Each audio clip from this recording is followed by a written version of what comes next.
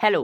तो आज के इस वीडियो में हम लोग class 12 economics Indian economic development का chapter 2 5 year plans in India goals and achievements का 5th पार्ट पढ़ने वाले हैं। शुरू के कुछ वीडियोस में मैंने आपके सामने 4 पार्ट को शेयर कर लिया है, मतलब 1 2 3 4 चारों पार्ट्स मैंने शेयर कर लिए हैं। आज के इस वीडियो में हम लोग 5th टॉपिक पढ़ने वाले हैं, जो कि हमारा long period and short period goals of planning in India. तो हमारा टॉपिक क्या है? Long period and short period goals of planning in India. तो लॉन्ग पीरियड गोल्स और शॉर्ट पीरियड गोल्स का जो प्लानिंग है वो इंडिया में कैसे हुआ था, यही इस वीडियो में हम लोग जानने वाले हैं। ठीक है, तो ये हमारा टॉपिक और हमारे टॉपिक का पहला पॉइंट है लॉन्ग पीरियड गोल्स। आखिर लॉन्ग पीरियड गोल्स होता क्या है? Long period goals are common to all the 5 year plans and are therefore generally studied as common goals of 5 year plans और ऑब्जेक्टिव्स ऑफ प्लानिंग।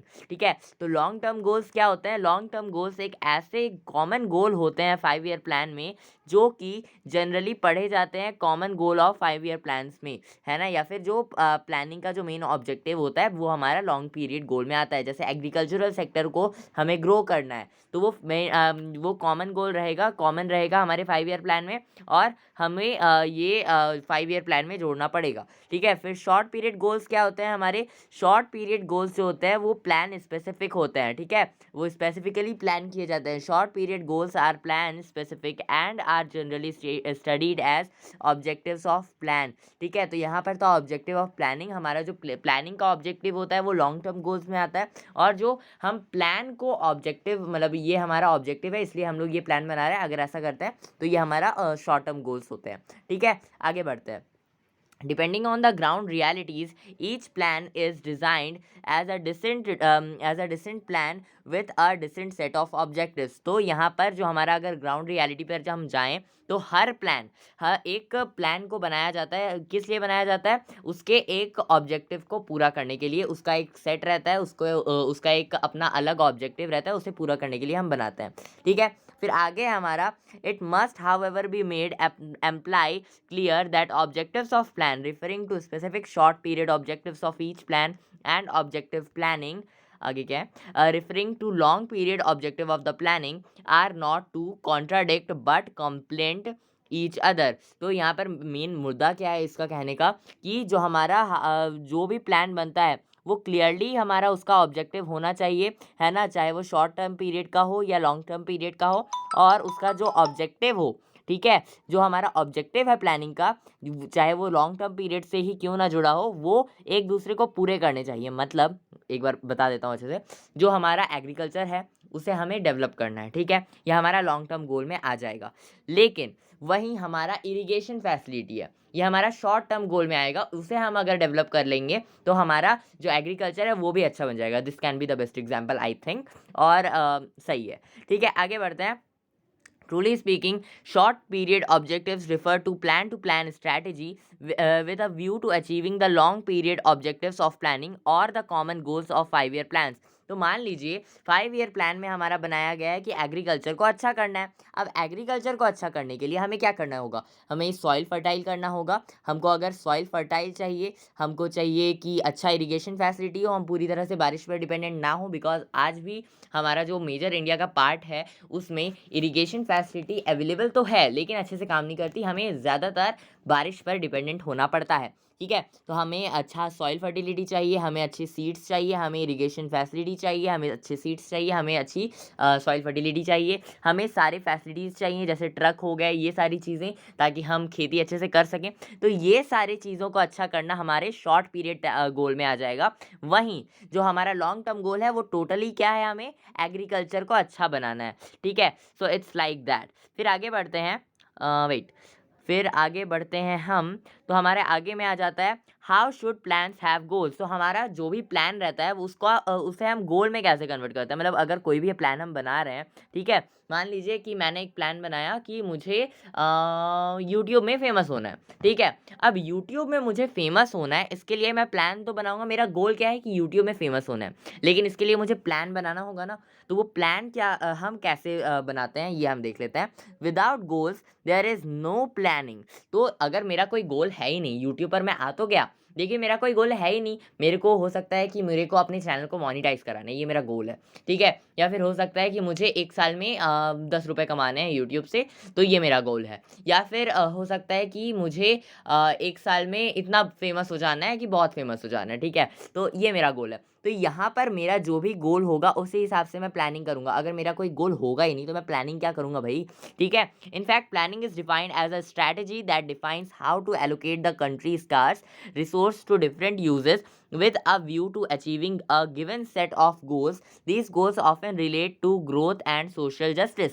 तो यहाँ पर तो मैंने अपना इंडिविजुअल का एग्जाम्पल दे दिया, लेकिन यहाँ पर हम जो भी प्लान करते हैं वो हमारे स्ट्रैटेजी को डिफाइन करता है कि हम लोग किस तरीके से कंट्री के स्कार्स जो रिसोर्सेज हैं, जो कि अच्छे से काम नहीं कर रहे या फिर जो बहुत कमी है जिसकी, हम उसे कैसे एलोकेट कर सकते हैं, उसे कैसे सुधार सकते हैं, काफ़ी सारे उसके यूजेस हम निकाल सकते हैं, उसको कैसे अचीव किया जा सकता है जो भी हमारा गोल है उसको, और उसके बाद उसी से हमारा जो ग्रोथ है, जो सोशल जस्टिस है, वो पूरा हो पाता है, ठीक है। समझ आ गया होगा। फिर आ जाते हैं हम लोग लॉन्ग पीरियड गोल्स में। आखिर ये लॉन्ग पीरियड गोल्स को होता क्या है, ये मेन उसका ऑब्जेक्टिव क्या होता है, हम उसमें गोल क्या बनाते हैं लॉन्ग पीरियड में, तो अच्छे से इसको हम पढ़ते हैं ब्रीफ में।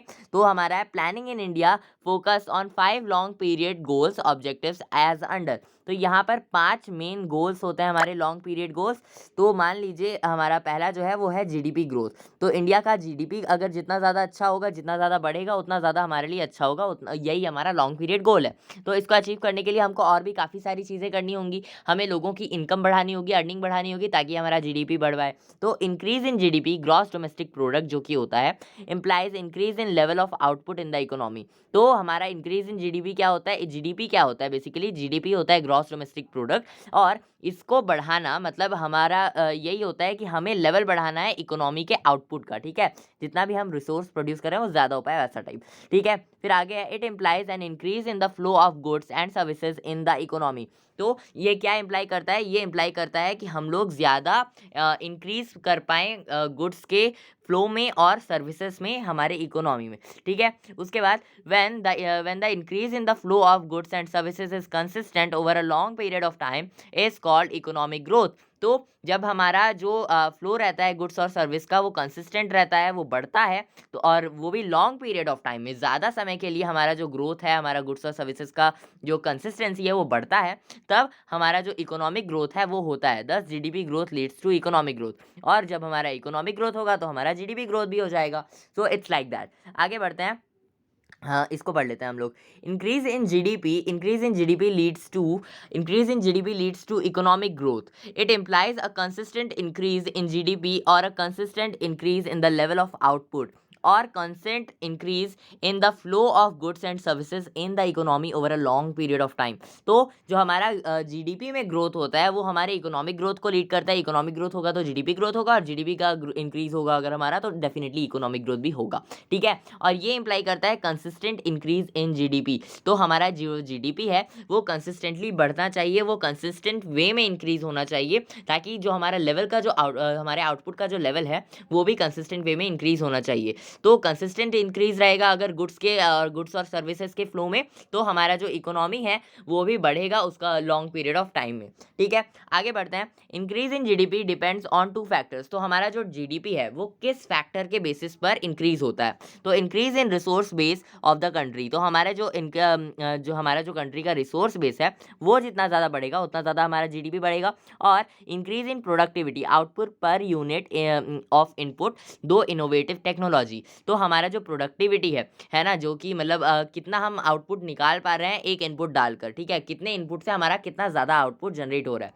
उस चीज़ पर हमारा प्रोडक्टिविटी भी डिपेंड करता है। और हमारा जो इंडिया का इकोनॉमी था ना आज़ादी के टाइम पर, वो काफ़ी ज़्यादा लो था, हमने चैप्टर 1 में पढ़ा है, ठीक है। आगे बढ़ते हैं। Planning in India is to ensure that natural resources are explored and fully explored and production technology is continuously improved। तो हमारे इंडिया में जो प्लानिंग होती है वो इंश्योर करती है कि जो हमारा नेचुरल रिसोर्स है वो पूरी तरह से एक्सप्लोर किया जा सके, उसका जो प्रोडक्शन टेक्नोलॉजी होगा वो कंटिन्यूसली इंप्रूव होता रहे, ठीक है। जो हमारी टेक्नोलॉजी है उसका जो प्रोडक्शन का तरीका है, ये सारी चीज़ें हमेशा कंटिन्यूसली इंप्रूव होते रहें, ठीक है। So that GDP growth achieves a momentum, जिसकी वजह से जो हमारे जीडीपी का ग्रोथ है वो बढ़ता ही रहे, वो घटे ना, करना, ठीक है, इट्स लाइक दैट। फिर आगे बढ़ते हैं हम लोग अगले पेज पर। तो फिर है हमारा फुल एम्प्लॉयमेंट। क्या है full employment? Full employment refers to a situation when all the people who are able to work and willing to work at the market wage rate are getting work, ठीक है। मतलब हमारा full employment क्या होता है? Full employment ऐसा employment होता है जिसमें कि एक ऐसा सिचुएशन होता है वो बेसिकली, जिसमें कि हर एक इंसान वर्क करने के लिए एबल होता है और हर एक इंसान वर्क करना चाहता है मार्केट में, है ना, और जो उसको पैसा मिलता है वो उसको मिलता है, इट्स लाइक दैट। फिर आगे बढ़ते हैं। in other words those who are working in other words those who are able to work and are willing to work must get work. This is a social objective of planning, ठीक है। तो अगर दूसरे शब्दों में देखा जाए तो हमारा जो फुल एम्प्लॉयमेंट होता है वो क्या होता है? ऐसा सिचुएशन होता है जिसमें कि जो पर्सन होता है वो एबल टू वर्क होता है, मतलब वो वर्क कर पाता है, काम कर पाता है, और वो काम करना चाहता है और उसको काम मिलता है। मतलब अगर कोई ऐसा इंसान है जो कि काम करना ही नहीं चाहता तो हम उसको कैसे कहेंगे कि हाँ जी भैया ये अनएम्प्लॉयमेंट है? अगर उसको काम करना ही नहीं है, ठीक है, वो कहाँ से अनएम्प्लॉयमेंट होगा, मतलब अनएम्प्लॉयड होगा। तो अगर ऐसा इंसान है जो कि वर्क कर सकता है, वो करना चाहता है और उसको काम मिल रहा है, तो हमारा जो फुल एम्प्लॉयमेंट है वो होगा, ठीक है। This is a social objective of planning. और ये जो हमारा फुल एम्प्लॉयमेंट का जो ऑब्जेक्टिव है ना, वो सोशल प्लानिंग है, सोशल ऑब्जेक्टिव है, ठीक है, जिसमें कि सभी को काम मिले, सभी को रोजगार मिले, कोई बेरोजगार ना रहे। तो आगे बढ़ते हैं। The objective of full employment focus on inclusive growth.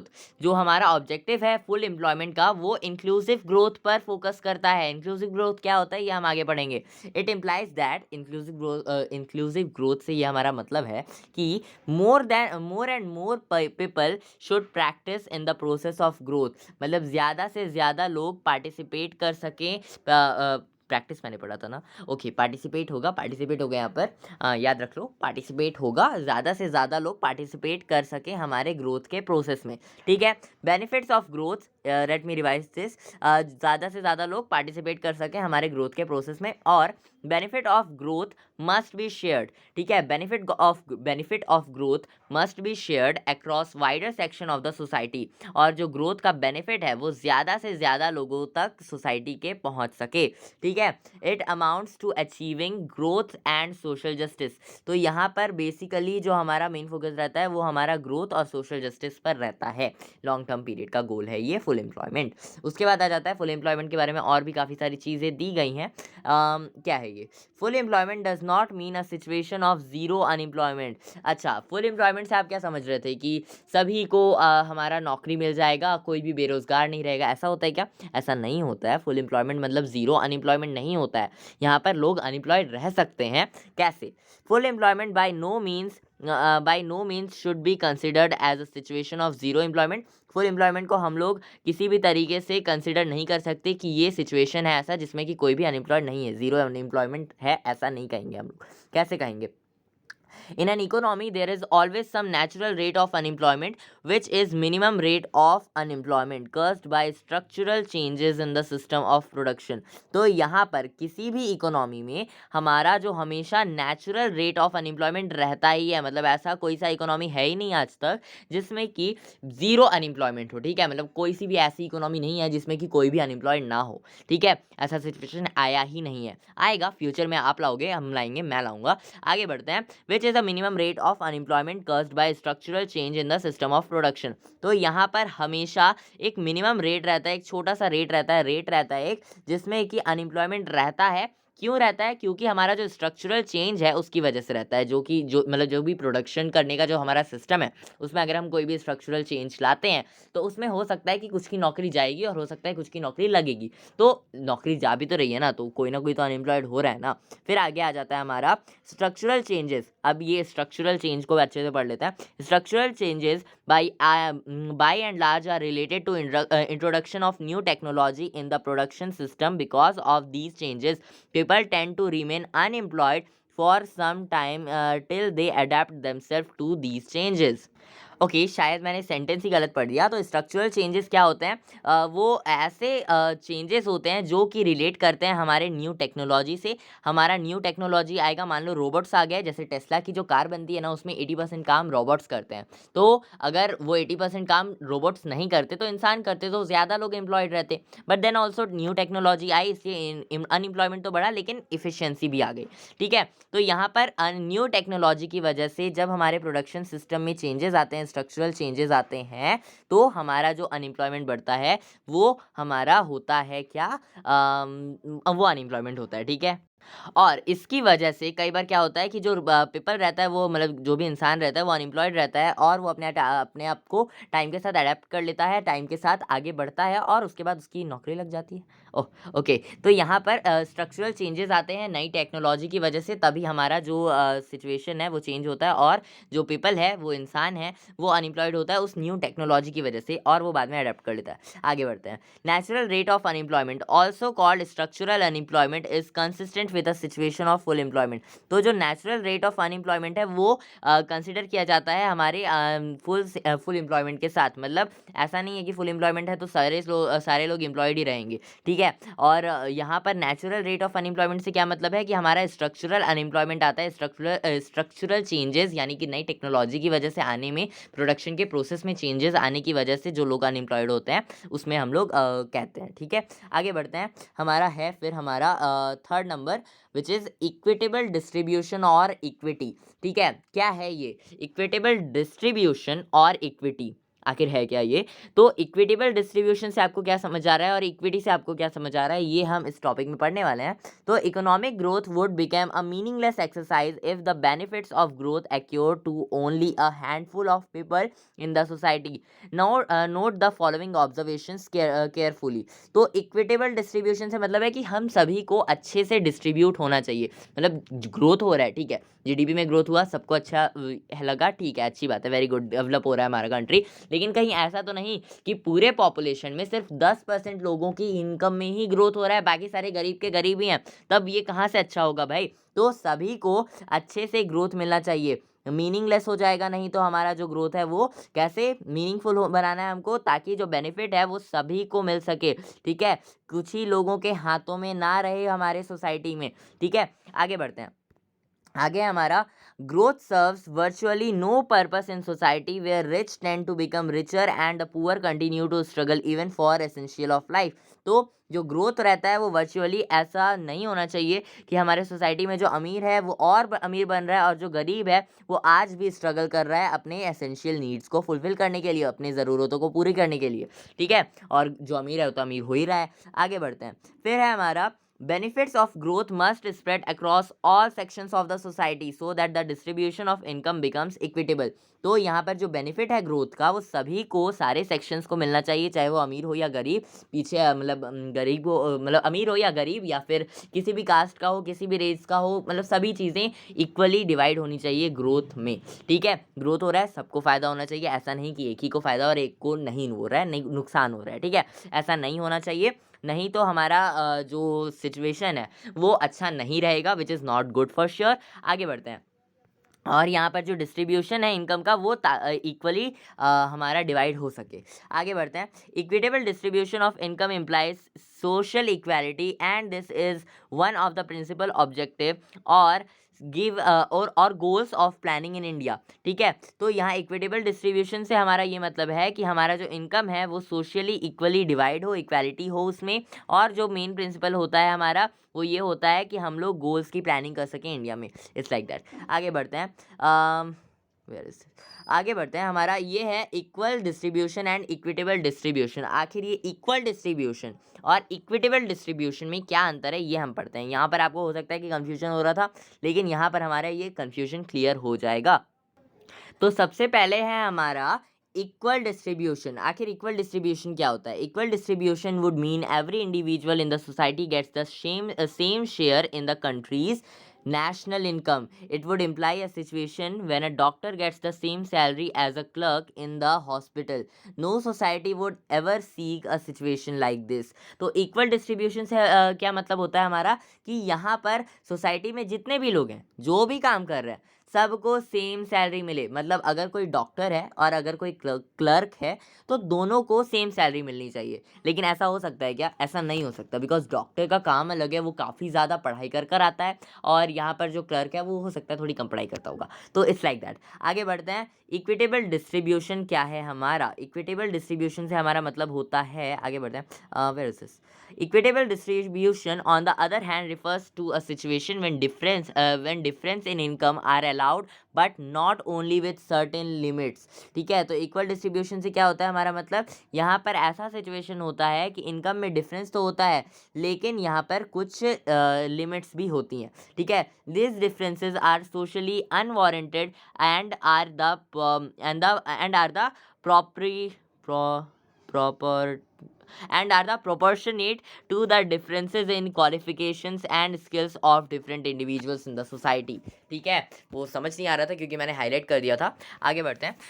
तो यहाँ पर जो डिफरेंस रहता है वो सोशली हमारा पूरी तरह से प्रॉपरली प्रोपोर्शनेटेड नहीं रहता है, डिवाइड नहीं रहता है, जिसकी वजह से डिफरेंस। और ऐसा क्यों होता है? क्योंकि यहाँ पर क्वालिफिकेशंस में डिफरेंस आ जाते हैं, स्किल्स में डिफरेंस आ जाते हैं। जैसे कि मैंने बताया कि अगर कोई डॉक्टर है, कोई क्लर्क है, दोनों के क्वालिफिकेशंस में अंतर है, दोनों के स्किल्स में अंतर है, और इसी वजह से उनका जो इनकम होगा वो भी डिफर करेगा। ठीक है, different individuals in the society, different लोगों का डिफरेंट इनकम होगा। ठीक है, जैसे यहाँ पर भी एक एग्जाम्पल दिया है, when doctor gets 50,000 rupees to perform a surgery lasting for 1 hour. ठीक है, 1 घंटे का सर्जरी अगर कोई डॉक्टर करता है तो उसको मिलते हैं 50,000 रुपए।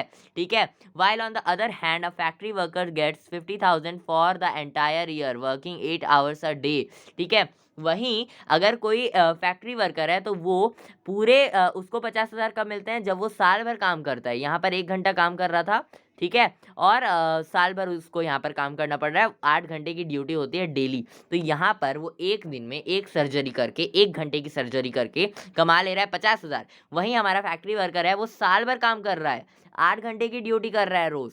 ठीक है, तब जाके उसे 50,000 मिल रहा है। तो यहाँ पर हमारा क्या देखा गया कि यहाँ पर हमारा इक्विटेबल डिस्ट्रीब्यूशन है, according to what? According to its qualifications and skills. ठीक है, यहाँ पर दूसरे लोगों का, ये दोनों लोगों का क्वालिफिकेशन अलग है, स्किल अलग है, जिसकी वजह से दोनों का जो सोसाइटी में वैल्यू है, सोसाइटी में उनका जो इनकम है वो भी डिफर करता है। ठीक है, the differences in income is too large to be socially justified. Such differences which are socially unwarranted must be corrected. और यहाँ पर इस तरह के सिचुएशन में आप देख सकते हैं, यहाँ पर ये बिल्कुल भी जस्टिफाइड नहीं है, क्योंकि यहाँ पर जो डिफरेंस है वो काफ़ी ज़्यादा बड़ा है, और इसीलिए ये सारी चीज़ें करेक्ट होनी चाहिए। आगे बढ़ते हैं। अगला है हमारा equity. Equity in terms of equitable distribution. Equity in terms of equitable distribution of income implies that economic growth is related to social justice. Equity से हम लोग क्या समझ में आता है? इक्विटी से हमें इक्विटेबल डिस्ट्रीब्यूशन ऑफ इनकम समझ में आता है। मतलब इक्विटी है, मतलब जो डिस्ट्रीब्यूशन है इनकम का वो इक्वली डिवाइड होना चाहिए। ये इम्प्लाई करता है कि जो इकोनॉमिक ग्रोथ है वो सोशल जस्टिस से होनी चाहिए, सोशली जस्टिफाई होनी चाहिए। ठीक है, it is only when economic growth is related to social justice that growth is converted into development। Planning in India focuses on growth with social justice। ठीक है, तो यहाँ पर जो इकोनॉमिक ग्रोथ है वो रिलेट करती है सोशल जस्टिस से। यहाँ पर ग्रोथ हमारा मैटर करता है, ग्रोथ कन्वर्ट हो जाता है डेवलपमेंट में, और जब हमारा सोशल जस्टिस होता है ना तो हमारा ग्रोथ कन्वर्ट हो जाता है डेवलपमेंट में। और जो प्लानिंग है वो फोकस करती है कि हमारा ग्रोथ तो हो लेकिन सोशल जस्टिस भी हो साथ में, ताकि वही ग्रोथ हमारा डेवलपमेंट में बदल जाए। Hope you got it. एक बार रिवाइज कर देता हूँ ताकि ज़्यादा अच्छे से समझ में आए। टाइम के लिए सॉरी, आप स्किप कर सकते हो अगेन। ठीक है, तो यहाँ पर जो इकोनॉमिक ग्रोथ है वो रिलेट करता है हमारे सोशल जस्टिस से, ताकि हमारा ग्रोथ जो है वो कन्वर्ट हो पाए किस चीज़ में? डेवलपमेंट में। जो हमारा इकोनॉमिक ग्रोथ है वो रिलेट करता है सोशल जस्टिस से, ताकि जो हमारा ग्रोथ है वो सोशल जस्टिस की वजह से डेवलपमेंट में कन्वर्ट हो पाए। और इसीलिए जो हमारा इंडिया का फोकस है प्लानिंग का वो यही है कि हम लोग ग्रोथ तो करें लेकिन सोशल जस्टिस के साथ। ठीक है, अगर हम लोग सोशल जस्टिस को छोड़ देना तो हमारा ग्रोथ तो यूं से बढ़ जाएगा, लेकिन वहीं अगर हम लोग सोशल जस्टिस को साथ में रखेंगे तो ये हमारे इंडिया के लिए ही अच्छा रहेगा। So we should do that. आगे बढ़ते हैं। अगला है हमारा मॉडर्नाइजेशन। मॉडर्नाइजेशन से क्या समझ में आता है आपको? तो हमारे मॉडर्नाइजेशन से हमें ये समझ में आता है कि it refers to updation and adaption of modern technology in the process of growth.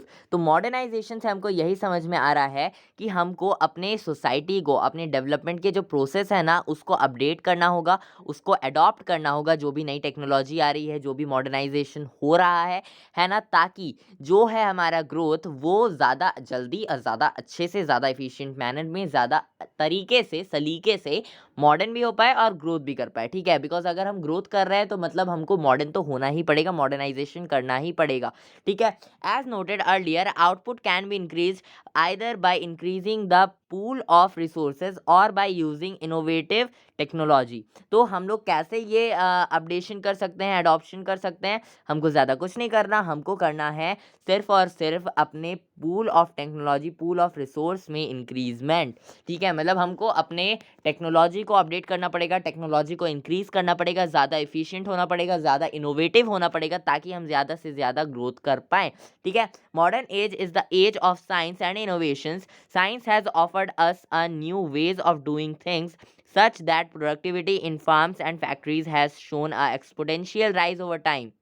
तो जो हमारा मॉडर्नाइजेशन है ना, वो पूरी तरह से डिपेंड करता है साइंस में और इनोवेशंस में। जैसे यहाँ पर एग्जांपल दिया हुआ है कि अगर हमारा जो साइंस है ना, वो हमें काफ़ी सारे नए तरीके डेवलप करके देता है, काफ़ी सारे नए तरीके देता है, वेज देता है, जिसकी वजह से हम अपनी प्रोडक्टिविटी जो है उसको इंक्रीज कर पाते हैं काफ़ी सारे जगहों में। जैसे फार्म्स और फैक्ट्रीज़ में हम काफ़ी ज़्यादा ग्रो कर पाए हैं साइंस और टेक्नोलॉजी की मदद से ही। जैसे मान लो एग्रीकल्चर है, उसमें अगर इरिगेशन फैसिलिटी नहीं होती तो आज भी हम लोग बारिश पर पूरी तरह से डिपेंडेंट होते, और अगर मान लो किसी साल बारिश बहुत ज़्यादा हो गई या बारिश हुई ही नहीं तो हमारी फसल जो है वो बर्बाद हो जाती। तो अगर बारिश को हमें कम करना है तब हम कैनाल्स बनाए हैं, और अगर हमें बारिश नहीं आई है तब हमें बारिश चाहिए तो हम लोग इरिगेशन फैसिलिटीज़ बनाए हैं। तो इसी तरीके से हमें अपने आप को अपडेट करना पड़ेगा, साइंस और टेक्नोलॉजी के साथ इनोवेटिव होना पड़ेगा, इनोवेट करना पड़ेगा, काफ़ी सारी नई चीज़ें करनी पड़ेंगी। आगे है हमारा ग्रीन रिवॉल्यूशन। ग्रीन रिवॉल्यूशन आपने कई बार पढ़ा होगा, कई बार सुना होगा, आपको पता भी होगा कि ग्रीन रिवॉल्यूशन होता है हमारा इंडियन एग्रीकल्चर से रिलेटेड। ठीक है, तो जैसे कि मैंने आपको एग्जांपल दिया, green revolution in Indian agriculture is well known example of how technology can bring about revolutionary change in output. तो जैसे कि हम लोग चैप्टर 1 में आप पढ़े होंगे, अगर नहीं पढ़े हैं तो आप जाकर देख लीजिए, काफ़ी ज़्यादा अच्छे से मैंने एक्सप्लेन किया है आई थिंक। और तो उसमें आप जाके देख सकते हैं कि किस तरीके से जो हमारा प्रोडक्टिविटी था आज़ादी के जस्ट बाद, वो काफ़ी कम था। 635 किलोग्राम ही हम लोग पर हेक्टेयर में राइस उगा पा रहे थे, लेकिन आज के टाइम पर अगर आप देखेंगे तो हम लोग काफ़ी ज़्यादा उगा पा रहे हैं। तो ये क्यों हुआ? क्योंकि ये हमारा ग्रीन रिवॉल्यूशन आया था, जिसमें कि हम लोग मॉडर्नाइजेशन करें, न्यू टेक्नोलॉजी को अडॉप्ट करें अपने इंडियन एग्रीकल्चर में।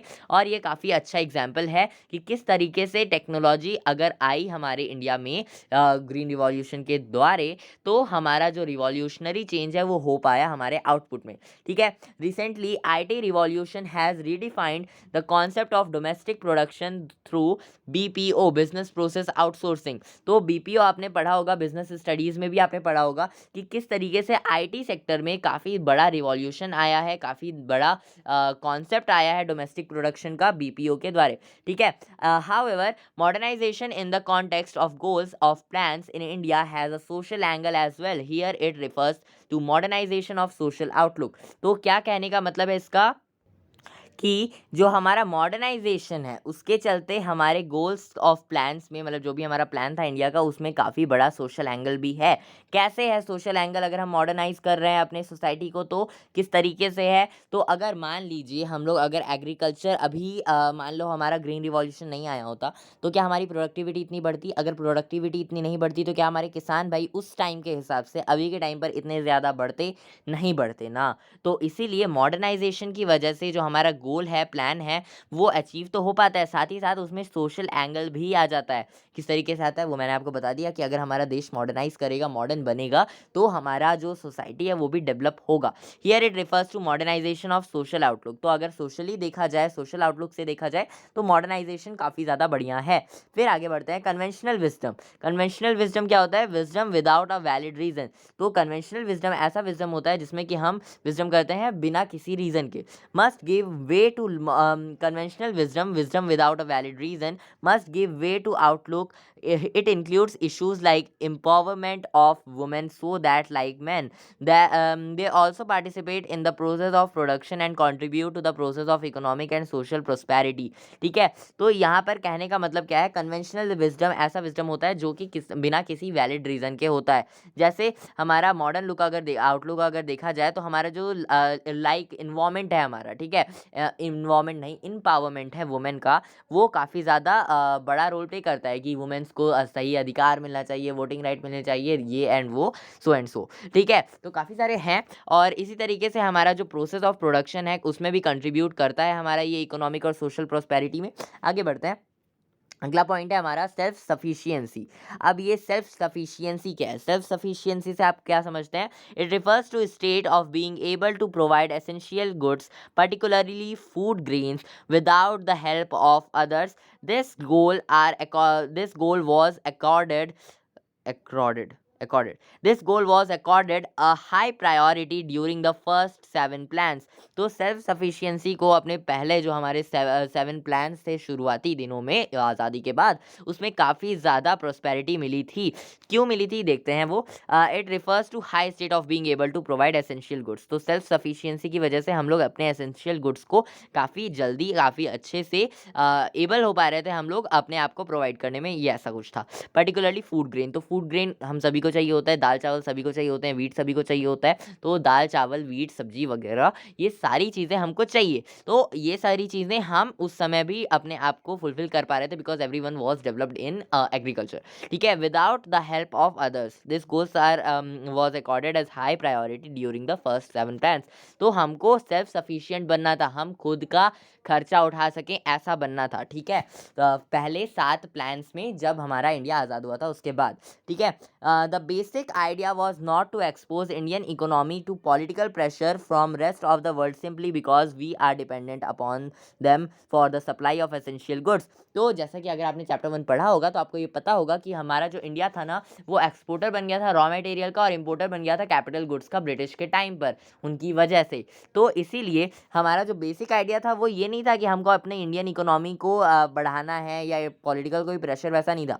ठीक है, लेकिन हमको सिंपली अपने आप को दूसरों पर डिपेंडेंट नहीं बनाना था। ठीक है, उस समय हम लोग पूरी तरह से डिपेंडेंट थे कि हमारा जो एसेंशियल गुड है वो बाहर से एक्सपोर्ट होकर आता है, इंपोर्ट होता है मतलब। ठीक है, indeed it happen to 1965 when USA threatened to stop exports of food grains to India if it did not stop the then war with Pakistan. तो जो हमारा यूएसए था 1965 में, वो एक्सपोर्ट करना स्टॉप कर दिया था अगर हमारा जो इंडिया था वो पाकिस्तान से लड़ना बंद नहीं करता तो। ठीक है, it's like that. India wanted to be self sufficient in food grain production to avoid the uncertainties of supply from rest of the world. तो मान लो अगर हमारा यूएसए जो है वो हमें मना कर दिया कि हम चावल दाल आपको देंगे ही नहीं, सब्जी देंगे ही नहीं, वीट आपको देंगे ही नहीं, तो हम क्या खाएंगे? इंडियन वाले क्या खाएंगे? एक्सपोर्ट तो हो, इम्पोर्ट तो हो ही नहीं पाएगा। तो अब अगर ऐसा नहीं होगा, इसीलिए हमको चाहिए था कि हम सेल्फ सफिशिएंट बन पाएँ फूड ग्रेन्स के मामले में। आगे बढ़ते हैं, फिर है हमारा अगला पॉइंट ये वाला इतना बड़ा। ठीक है, इसको पढ़ लेते हैं, उसके बाद हमारा short period goals and objectives है। तो it was necessary for developing country like India to achieve self sufficiency in food grain production, otherwise the countries had to yield the food exporting countries like USA and support their political agenda. Example, India was presented to end war with Pakistan 1965 for favor of food grain supplies from USA. तो यहाँ पर हमारे लिए काफ़ी ज़्यादा necessary हो गया था कि हम अपने कंट्री को इतना तो डेवलप कर सकें कि हम सेल्फ सफिशिएंट हो पाए फूड ग्रेन के मामले में, उसके प्रोडक्शन के मामले में, उसको खाने के मामले में, जो भी दाल चावल वीट सब्जी वगैरह होती हैं, इन सभी चीज़ों के मामले में हम इतना तो डेवलप कर लें ताकि हम किसी और कंट्री पर उसके इंपोर्ट और एक्सपोर्ट पर डिपेंडेंट ना हो सकें, जैसे यूएसए ने हमें मना कर दिया था उसके पॉलिटिकल एजेंडा और सपोर्ट की वजह से जब हम पाकिस्तान से लड़ाई कर रहे थे। ठीक है, जब पाकिस्तान से लड़ाई हो रही थी 1965 में, तो हमारा जो फूड ग्रेन का फेवर था वो यूएसए ने स्टॉप कर दिया था, मतलब यूएसए एक्सपोर्ट नहीं कर रहा था इंडिया में। ठीक है, सो या it's kind of like that. फिर है हमारा short period goals and objectives. Short period goals objectives से हमारा क्या मतलब है? Short period goals objectives vary from plan to plan depending on current needs of the economy broadly. Plan to plan objectives were specified as under. तो जो short period goals और objectives हैं वो प्लान टू प्लान डिपेंड करते हैं कि किस plan के हिसाब से हमें किस टाइप का छोटा सा गोल रखना चाहिए। ठीक है, करेंटली जो हमारी नीड थी इकोनॉमी में उस समय वो थी यहाँ पर स्पेसिफाई की गई है। हमारा जो प्लान टू प्लान ऑब्जेक्टिव है वो नीचे हमारा स्पेसिफाई किया हुआ है, तो इसको हम पढ़ लेते हैं। तो ये है, when the first plan was initiated the country was battling severe shortage of food grain. Accordingly, the first plan focused on higher agricultural production as the principal objective. तो जो हमारा पहला 5 ईयर प्लान था वो किस चीज़ पर था? वो हमारा जो हमारा पहला 5 ईयर प्लान था वो ये था कि हम लोग अपने खुद के जो फूड ग्रेन का जो हमें शॉर्टेज होता था ना उसको फुलफिल कर सकें, उस पर हमने पहले 5 ईयर प्लान में क्या बोलते हैं फोकस किया था, और हमारा जो हायर एग्रीकल्चरल प्रोडक्शन है वो हम कर पाए। यह हमारा पहला प्रिंसिपल ऑब्जेक्टिव था जब हमने पहला 5 ईयर प्लान बनाया था। तो फिर है हमारा enthusiastic achievement of the first plan promoted the planners to shift the focus from agriculture to industry. Accordingly, increase in industrial production was taken as the principal objective during the second plan. तो जो हमारा enthusiastic achievement था first plan में वो हमें promote किया था, हमारे प्लानर्स को और ज़्यादा प्रमोट किया था कि हम लोग अपने अगले प्लान्स पर अपने एग्रीकल्चर इंडस्ट्री पर और ज़्यादा फोकस कर सकें, और इसी वजह से हमने अपने इंडस्ट्रियल प्रोडक्शन पर भी काफ़ी ज़्यादा फोकस किया। उसके लिए भी अपने प्रिंसिपल ऑब्जेक्टिव्स वगैरह बनाए अपने सेकेंड ईयर प्लान में, मतलब सेकेंड 5 ईयर प्लान में हमने अपने इंडस्ट्री पर फोकस किया था। तो यहाँ पर देख लेते हैं जो हमारा पहला 5 ईयर प्लान था उस पर हमने क्या करा था, हमने अपने एग्रीकल्चर प्रोडक्शन पर फोकस किया था। ठीक है, एग्रीकल्चर सेक्टर पर फोकस किया था। उसके बाद हमने अपने इंडस्ट्रियल प्रोडक्शन पर भी फोकस किया अपने सेकेंड 5 ईयर प्लान में। फिर हमारा थर्ड 5 ईयर प्लान आया। तो so the third 5 year plan the third plan emphasized the need for self-sufficiency in food grain production, while the fourth plan focused on price stability and fuller utilization of manpower. तो जो हमारा third plan था वो किस चीज़ पर focus कर रहा था? वो फोकस कर रहा था हमारे सेल्फ सफिशिएंसी पर। ठीक है, और जो हमारा फोर्थ 5 ईयर प्लान था वो था हमारे फोकस कर रहा था प्राइस स्टेबिलिटी पर, मतलब जो हमारा प्राइस का फ्लक्चुएशन है वो ज़्यादा ना हो इस चीज़ पर। ठीक है, आगे बढ़ते हैं। एलिवेशन ऑफ पोवर्टी फोर्थ है हमारा alleviation of poverty was the principal objective of fifth and sixth plans, while the seventh plan again stressed the need to generate need for greater employment opportunities. ठीक है, वो दिखा नहीं मुझे इसलिए। तो जो हमारा फोर्थ मतलब सॉरी फिफ्थ और सिक्स्थ 5 ईयर जो प्लान था वो हमारा फोकस करता था पोवर्टी पर, ताकि हमारी जो गरीबी है वो मिट सके। उसके बाद जो सेवन्थ प्लान था वो हमारा अगेन ग्रेटर एम्प्लॉयमेंट अपॉर्चुनिटीज़ को डेवलप करने पर फोकस कर रहा था। ठीक है, तो यही है, वेट, ठीक है, इस चीज़ पर फोकस कर रहा था। फिर फिफ्थ 5 ईयर प्लान है हमारा, मतलब फिफ्थ पॉइंट है हमारा द एट्थ 5 ईयर प्लान। ठीक है, the eighth plan reinforce the objective of full employment based universalization of education. ठीक है, तो एट्थ जो हमारा प्लान था वो हमारा फोकस कर रहा था कि हम लोग एजुकेशन सेक्टर पर ज़्यादा फोकस कर सके, एजुकेशन सभी को मिल सके।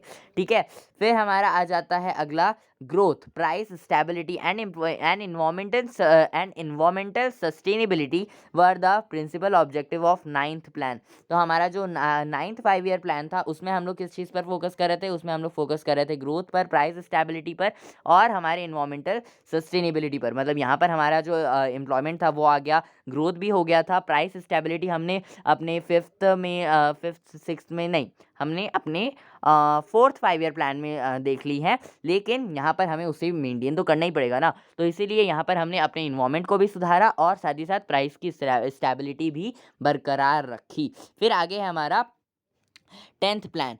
ठीक है, तो 7th पॉइंट पर है हमारा 10th plan stress the need of need for better quality of life. तो अब हमारा ये सारी चीज़ें तो हो गई, लेकिन अब जो क्वालिटी ऑफ लाइफ है वो हमारा बेटर हो पाए, तो बेटर क्वालिटी ऑफ लाइफ पर हमने फिर फोकस किया। फिर है हमारा 8th नंबर पे poverty reduction, job creation and protection of environment were the focus areas of 11th plan. तो 11th 5 ईयर प्लान में हमने क्या चीज़ पर फोकस किया? पोवर्टी को रिड्यूस करना है, जॉब को क्रिएट करना है और प्रोटेक्शन करना है हमारे इन्वायरमेंट का।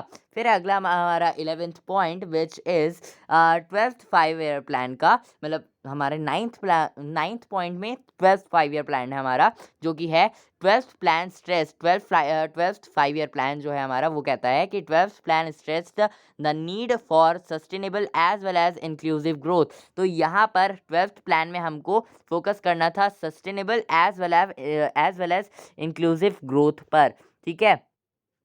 वेट्स, ओके, तो ये हो गया।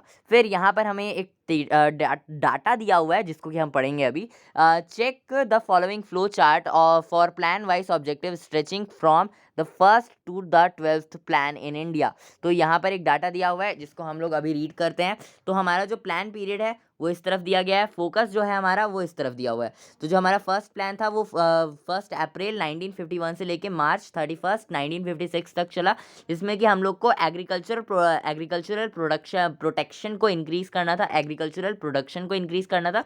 फिर हमारा इक्विटेबल डिस्ट्रीब्यूशन होना था प्रोडक्शन, इनकम और वेल्थ का, ठीक है। फिर सेकंड 5 ईयर प्लान में हमने अप्रैल 1 1956 से मार्च 31 1961 तक उसको अप्लाई किया, जिसमें कि हमने इंडस्ट्रियल प्रोडक्शन को इंक्रीज करना था हमें और डेवलपमेंट करना था हैवी इंडस्ट्रीज का, ठीक है। फिर थर्ड 5 ईयर प्लान में हमने अप्रैल 1 1961 से स्टार्ट किया और मार्च 31 1966 तक वो चला, जिसमें कि हमको फोकस करना था self sufficiency in food grain के प्रोडक्शन पर, फूड ग्रेन के प्रोडक्शन पर हमें सेल्फ सफिशिएंट होना था, जनरेट करना था ज़्यादा से ज़्यादा एम्प्लॉयमेंट अपॉर्चुनिटीज़ और फिर रिड्यूस करना था इनइक्वालिटी, ठीक है। फिर आ जाता है हमारा इधर फिर इधर आ जाता है हमारा 3 एनुअल प्लान्स, ठीक है। यहाँ पर 3 एनुअल प्लान्स बनाए गए हमारा अप्रैल 1 1966 से लेकर मार्च 31 1969 तक। तो यहाँ पर हमारा जो 4th 5 ईयर प्लान था वो था हमारा अप्रैल 1 1969 से स्टार्ट हुआ और एंड हुआ मार्च 31 1974 से। तो हमारा पहला जो वो था क्या था? Accelerating the process of growth, हमारी ग्रोथ के प्रोसेस को और ज़्यादा बूस्ट देना था, ज़्यादा बढ़ाना था। और दूसरा था हमारा प्राइस स्टेबिलिटी, तो प्राइस को भी मेंटेन करके रखना था, ऐसा ना हो कि बहुत ज़्यादा इंक्रीज हो जाए प्राइस सारी चीज़ों का या बहुत कमी हो जाए, ठीक है। फिर 5th पॉइंट है हमारा, मतलब 5th 5 ईयर प्लान था हमारा अप्रैल 1 1974 से स्टार्ट हुआ था, मार्च 31 1979 तक वो चला था। और इसमें था हमको क्या करना था, बेसिकली इसमें करना था rising the living standards with a focus on weaker section of the society, weaker sections of the society, ठीक है। तो यहाँ पर हमको अपने लिविंग ऑफ स्टैंडर्ड को, हमारा जो स्टैंडर्ड ऑफ लिविंग है उसको हमको इंक्रीज करना था, वो हमें अच्छा करना था, किसमें? 5th 5 ईयर प्लान में, ठीक है। अगला है हमारा 6th 5 ईयर प्लान। तो इसमें हमारा जो एनुअल प्लान है वो हमारा अप्रैल 1 1979 से स्टार्ट होकर मार्च 31 1980 तक है। 6th 5 ईयर प्लान अप्रैल 1 1980 से मार्च 31 1985 तक चला है, जिसमें कि हमारा पहला है रिमूवल ऑफ पॉवर्टी, हमें गरीबी को हटाना है। दूसरा है रिडक्शन ऑफ इनइक्वालिटी, हमारे इनइक्वालिटी को हमें हटाना है। और साथ ही साथ डेवलपमेंट ऑफ इंफ्रास्ट्रक्चर, हमें इंफ्रास्ट्रक्चर डेवलप करना है, इंफ्रास्ट्रक्चर के बारे में हम आगे पढ़ने वाले हैं। फिर हमारा 7th 5 ईयर प्लान है अप्रैल 1 1985 से स्टार्ट हुआ है और मार्च 31 1990 तक एंड हुआ है, ठीक है। और इसमें हमारा पहला जो प्लान था वो क्या था? जनरेशन ऑफ एम्प्लॉयमेंट अपॉर्चुनिटीज़, तो हमें एम्प्लॉयमेंट जनरेट करनी थी। और दूसरा था हमारा इंक्रीज इन एग्रीकल्चरल प्रोडक्टिविटी, तो इन एग्रीकल्चरल प्रोडक्टिविटी को दोबारा से हमें बूस्ट देना था और बढ़ाना था, ठीक है। फिर है हमारा 2 एनुअल प्लान्स अप्रैल 1 1990 टू मार्च 31 1992, ठीक है। यहाँ पर 2 एनुअल प्लान्स बनाए गए हैं हमारे अप्रैल 1 1990 से लेकर मार्च 31 1992 तक में, ठीक है। तो ये है हमारा 8th 5 ईयर प्लान, जो कि अप्रैल 1 1992 से स्टार्ट हुआ था और मार्च 31 1997 से में ख़त्म हुआ था, ठीक है। तो पहला जो प्लान था वो था क्या? Fuller utilization of man power by the turn of the century, ठीक है। इस सेंचुरी के एंड होने तक में हमको अपना जो मैन पावर का यूटिलाइजेशन है वो पूरा करना था, ठीक है। Fuller utilization of man power, ठीक है। आगे बढ़ते हैं, हमारा अगला पॉइंट है, वेट, ठीक है।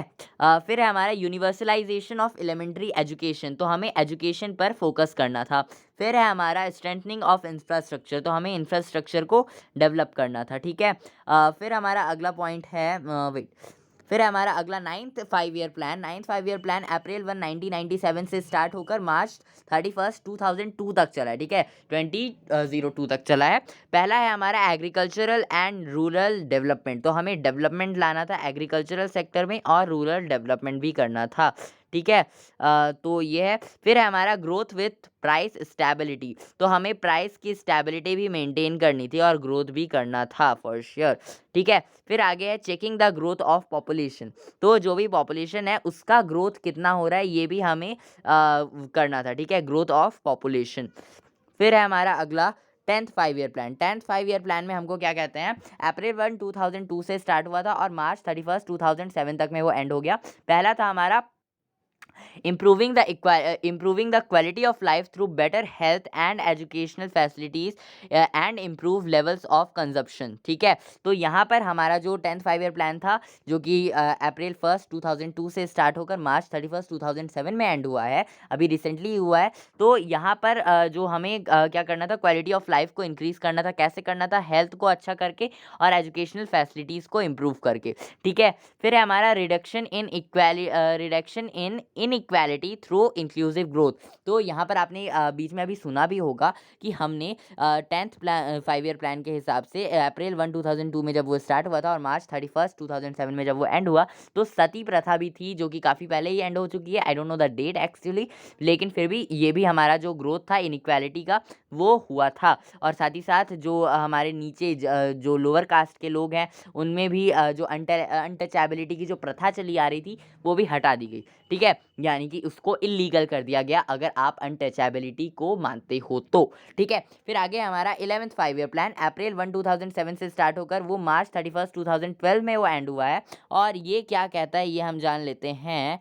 तो ये हमको कहता है multiple targets covering not only growth but also poverty reduction, तो यहाँ पर काफ़ी सारे टारगेट थे, हमको ग्रोथ भी करना था और पॉवर्टी को भी रिड्यूस करना था, मतलब गरीबी हटानी थी।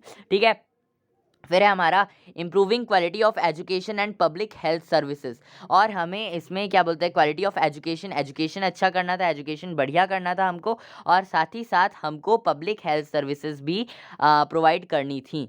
ठीक है। फिर strategy of second green revolution, और हमें सेकंड ग्रीन रिवॉल्यूशन, पहला तो ग्रीन रिवॉल्यूशन हो गया जिसमें कि एग्रीकल्चर सेक्टर का बहुत भला हुआ है, लेकिन हमें सेकंड ग्रीन रिवॉल्यूशन की भी प्लानिंग करनी थी, उसकी स्ट्रैटेजी बिठानी थी। फिर generating high quality of job, हमें जॉब्स जनरेट करने थे, हाई क्वालिटी जॉब्स जनरेट करने थे। फिर प्रोटेक्शन ऑफ इन्वायरमेंट पर भी हमें ध्यान देना था, जो हमारा इन्वायरमेंट है वो भी प्रोटेक्ट हो पाए। फिर हमारा 12th 5 ईयर प्लान आता है जो कि अप्रैल 1 2012 से स्टार्ट हुआ है और मार्च 31 2017 में एंड हुआ है, मतलब अभी रिसेंटली हुआ है हमारा 12th 5 ईयर प्लान। ठीक है, मतलब मार्च 31 2017 में एंड हुआ है, मतलब अभी 3 से 4 साल पहले, और स्टार्ट हुआ था अप्रैल 1 2012 में। ठीक है। तो यहाँ पर क्या था हमारा, faster sustainable and more inclusive growth, तो यहाँ पर बेसिकली हमको करना क्या था, हमें जल्दी से जल्दी सस्टेनेबल और ज़्यादा इंक्लूसिव ग्रोथ जनरेट करना था। कौन सा प्लान था हमारा, ये 12th 5 ईयर प्लान था, जिसमें कि जो कि स्टार्ट हुआ था अप्रैल 1 2012 से और एंड हुआ था मार्च 31 2017 में। फिर आगे बढ़ते हैं हम लोग, अगला पॉइंट है हमारा, वेट कहाँ है, अगला है हमारा, we find that the short period plan we find that the short period objective of plans we find that the short period objectives of plans are in sync with the long period objectives of planning discussed earlier. तो यहाँ पर जैसे कि हमने शुरू में पढ़ा है कि जो short period objectives of plan होते हैं, जो भी शॉर्ट पीरियड ऑब्जेक्टिव होता है हमारे प्लान का, वो सिंक करता है हमारे long period objective of plan में। मतलब जो हमारा लॉन्ग पीरियड में जो हमारा ऑब्जेक्टिव है कि हाँ जी भैया हमको जीडीपी इंक्रीज़ करनी है, तो उसे कैसे इंक्रीज़ करनी है वो हम डिसाइड करते हैं हमारे शॉर्ट पीरियड प्लान में।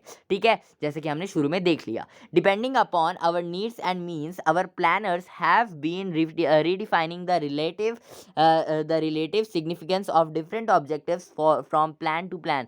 On the whole the focus has been on achieving better quality of life across all sections of the society, now popularly known as inclusive growth. तो यहाँ पर जो हमारा, हमने जैसे शुरू में पढ़ा कि ऑब्जेक्टिव जो जो था हमारा वो शॉर्ट पीरियड प्लान का ऐसा रहता है कि हमारा जो लॉन्ग पीरियड प्लान है वो भी अचीव हो पाए, ठीक है, जैसे कि हमने शुरू में पढ़ा। तो ये डिपेंड करता है कि हम किस तरीके से वो करते हैं। हमारे प्लानर अब जो है वो ज़्यादा से ज़्यादा रिडिफाइन कर रहे हैं, ज़्यादा रिलेटिव और सिग्निफिकेंस ऑब्जेक्टिव्स को ले रहे हैं अपने प्लान में, जिसकी वजह से जो हमारा फोकस है वो और ज़्यादा बेटर क्वालिटी का हो पा रहा है, लाइफ को ज़्यादा से ज़्यादा सभी सेक्शंस में ग्रोथ लाने का, ठीक है। मतलब जितने भी लोग हैं, जितने भी सेक्शन ऑफ सोसाइटी हैं, चाहे वो किसी भी कास्ट के हों, किसी भी कलर के हों, किसी भी रेस के हों, किसी भी जेंडर के हों, वो सभी में एक साथ अच्छे से ग्रोथ आए, ये हमारा इंक्लूसिव ग्रोथ होता है। और इसी में हमारे प्लानर्स ज़्यादा से ज़्यादा फोकस कर रहे हैं। तो यही था आज का वीडियो। अगले वीडियो में हम लोग पढ़ने वाले हैं 6th टॉपिक, जो कि है features of economic policy pursued under planning till 1991, ठीक है। तो अगले वीडियो में इसको हम पढ़ेंगे। आप अगर बाद में वीडियो देख रहे हैं तो आपको एंड स्क्रीन में लिंक मिल जाएगा, आप उस पर क्लिक करके देख सकते हैं। और अगर आपको पहले के वीडियोज़ देखने हैं तो आप इस वीडियो पर भी क्लिक कर सकते हैं, मतलब इस प्लेलिस्ट पर क्लिक कर सकते हैं। तो मिलते हैं अगले वीडियो में, तब तक के लिए बस इतना ही। Thanks for watching.